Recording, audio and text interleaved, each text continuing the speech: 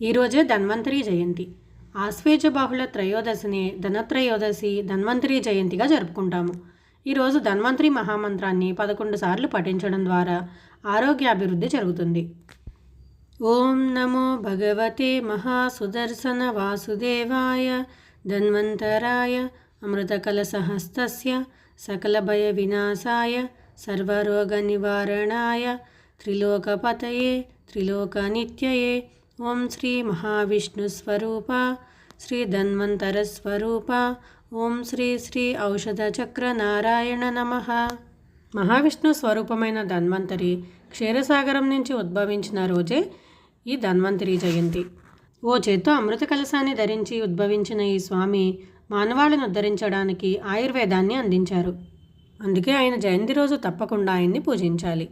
ఈ ధన్వంతరి మంత్రాన్ని ఈరోజే కాకుండా ప్రతిరోజు పఠించడం వల్ల అనారోగ్యాలు తొలగి చక్కటి ఆరోగ్యం సిద్ధిస్తుంది.